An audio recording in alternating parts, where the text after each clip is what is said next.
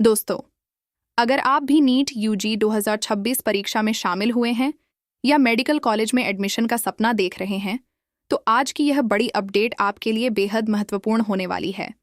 देश भर के लाखों छात्र इस समय नीट यूजी से जुड़ी हर छोटी बड़ी खबर पर नजर बनाए हुए हैं। परीक्षा के बाद अब सभी उम्मीदवारों की निगाहें रिजल्ट, कट ऑफ, काउंसलिंग और मेडिकल कॉलेज एडमिशन प्रक्रिया पर टिकी हुई हैं। ऐसे में लगातार नई जानकारियां सामने आ रही हैं जो छात्रों के लिए काफ़ी अहम साबित हो सकती हैं। आज हम आपको नीट यूजी 2026 की 6 सबसे बड़ी अपडेट विस्तार से बताने वाले हैं, इसीलिए इस जानकारी को अंत तक जरूर पढ़ें। सबसे पहले बात करते हैं परीक्षा और आधिकारिक अपडेट की। एनटीए द्वारा परीक्षा प्रक्रिया को पूरी तरह पारदर्शी और सुरक्षित बनाने के लिए कई बड़े कदम उठाए गए हैं। परीक्षा केंद्रों पर सुरक्षा व्यवस्था पहले की तुलना में और मजबूत की गई है। छात्रों की पहचान सत्यापित करने के लिए बायोमेट्रिक वेरिफिकेशन, फेस रिकॉग्निशन और अन्य तकनीकी व्यवस्थाओं का उपयोग किया जा रहा है। इसका मुख्य उद्देश्य यह सुनिश्चित करना है कि परीक्षा निष्पक्ष और पारदर्शी तरीके से आयोजित हो। लाखों छात्रों ने इस परीक्षा में भाग लिया है और अब सभी अपने भविष्य को लेकर काफी उत्साहित हैं। अब बात करते हैं रिजल्ट को लेकर चल रही चर्चाओं की। नीट यूजी 2026 का रिजल्ट मेडिकल उम्मीदवारों के लिए सबसे महत्वपूर्ण पड़ाव माना जा रहा है। रिजल्ट जारी होने के बाद छात्रों को अपनी all India rank, category rank और प्राप्त अंकों की जानकारी मिलेगी।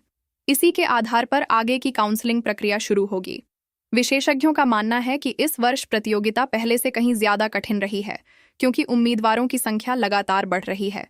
ऐसे में अच्छे अंक प्राप्त करने वाले छात्रों को सरकारी मेडिकल कॉलेजों में प्रवेश मिलने की संभावना अधिक रहेगी, जबकि अन्य छात्रों को अपनी रैंक के अनुसार विकल्प तलाशने होंगे। तीसरी बड़ी खबर कट ऑफ को लेकर है। इस समय सबसे ज्यादा चर्चा इसी विषय पर हो रही है कि आखिर इस वर्ष सरकारी मेडिकल कॉलेज में प्रवेश पाने के लिए कितने अंक आवश्यक हो सकते हैं। शिक्षा विशेषज्ञों के अनुसार यदि प्रश्नपत्र का स्तर मध्यम रहा है तो कट ऑफ पिछले वर्षों की तुलना में कुछ अधिक जा सकती है। सामान्य वर्ग के छात्रों के लिए कट ऑफ ऊंची रहने की संभावना जताई जा रही है, जबकि ओबीसी, एससी और एसटी वर्ग के छात्रों के लिए अलग अलग श्रेणियों में कट ऑफ निर्धारित की जाएगी।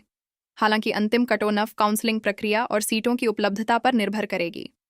इसलिए छात्रों को अभी से किसी निश्चित आंकड़े पर भरोसा करने के बजाय आधिकारिक जानकारी का इंतजार करना चाहिए। चौथी बड़ी अपडेट काउंसलिंग प्रक्रिया से जुड़ी हुई है। रिजल्ट जारी होने के बाद मेडिकल काउंसलिंग कमेटी द्वारा ऑल इंडिया कोटा काउंसलिंग शुरू की जाएगी। इसके साथ ही विभिन्न राज्यों की अलग अलग काउंसलिंग भी आयोजित होगी।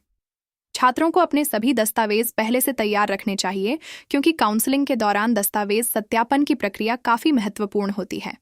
यदि किसी छात्र के दस्तावेजों में कोई त्रुटि पाई जाती है तो उसे परेशानी का सामना करना पड़ सकता है। इसीलिए मार्कशीट, आधार कार्ड, जाति प्रमाण पत्र, निवास प्रमाण पत्र और अन्य आवश्यक दस्तावेज पहले से तैयार रखना बेहद जरूरी है। पांचवीं बड़ी खबर मेडिकल सीटों को लेकर सामने आ रही है। देश में हर वर्ष मेडिकल सीटों की संख्या बढ़ाने के प्रयास किए जा रहे हैं।